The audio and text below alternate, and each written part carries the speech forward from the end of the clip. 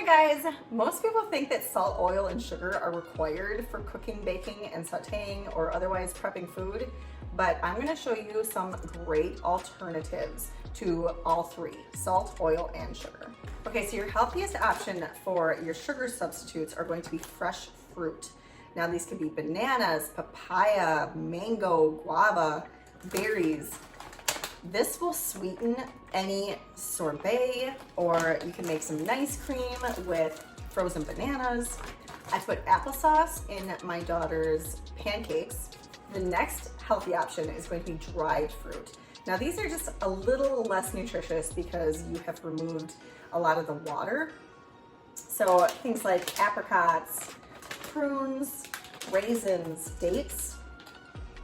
These are all going to be incredibly useful for sweetening desserts and oatmeals and any other kinds of maybe breakfast foods. Some other alternatives you can use for sugar that are not necessarily recommended by healthy plant-based doctors, but they are an option.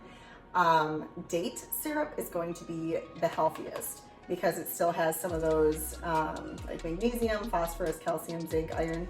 It still has some nutrients.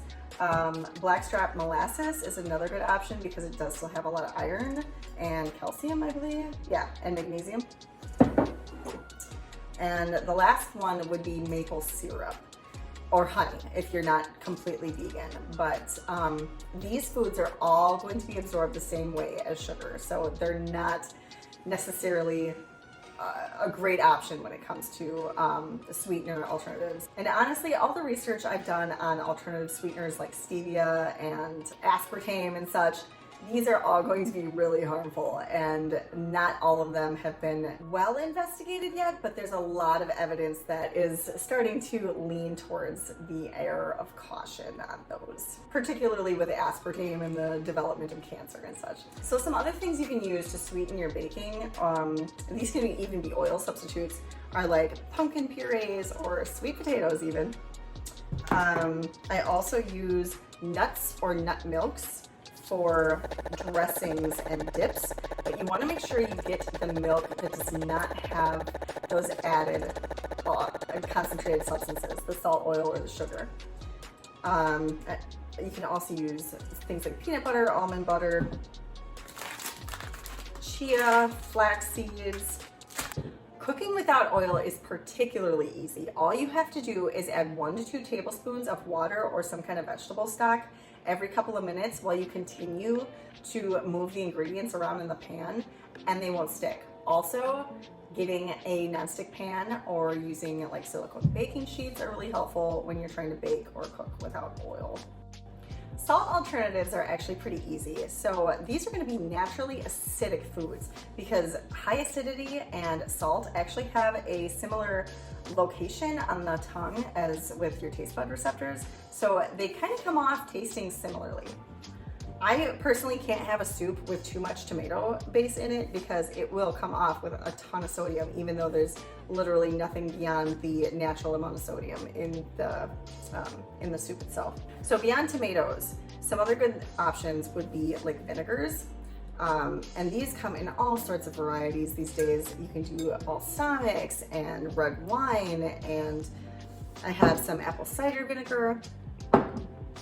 These also, I forgot to mention for the sweeteners, these come in sweet varieties. So you can do a black mission fig or an espresso or dark chocolate.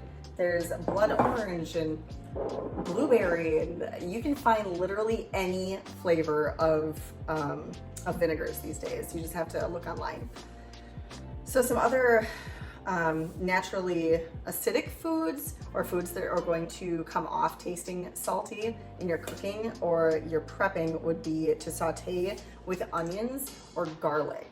These create their own liquid in the pan, and vegetables in general, anything you're going to be sauteing that are have a high water content is going to be helpful. And some other things I use to get that salty taste are like salsas or hot sauces, but you gotta be careful with these two because they tend to contain salt, oil, and sugar. Some other great options are mustard. Stone ground tends to have the most nutrition. Otherwise, I use a ton of ginger seasonings, spices, herbs in my cooking. These will bring out those natural flavors in your foods as opposed to covering them up with a ton of table salt or sugar or oil. Some other great options are like lemon or lime juice. You can also find some great salt-free varieties of pre-mixed seasonings. I have these at Mrs. Dash. Original blend, onion and herb, garlic and herb. I know we have an Italian.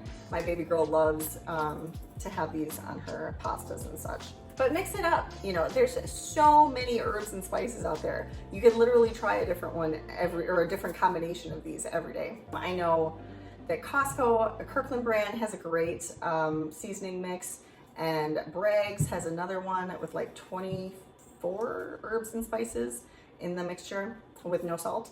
Some less healthy salt alternatives are things like miso or tamari or even Bragg's liquid aminos. These are all more concentrated and are going to contain some amount of sodium. So what most doctors recommend is to dilute these with water and spray them on your food as opposed to just pouring them. This can also be a good trick with the vinegar because I know that sometimes I accidentally pour way too much on my salads. So I just want to remind you that your taste buds will adapt. It takes 30 to 90 days on average to overcome this desensitization with your taste buds from a lifetime of overconsumption of these highly palatable substances, these salt, oil, and sugary foods. So just stick with it, and eventually you're going to enjoy the taste of natural whole food so much more than you did those other highly stimulating engineered foods. So I hope you found this video helpful. If you want to learn more about SOS-free cooking, make sure you subscribe. I have tons of recipes and cooking demos. I also have recipes on my blog at modernnutritiondesigns.com. And be sure to give this a like. I'll see you in the next video.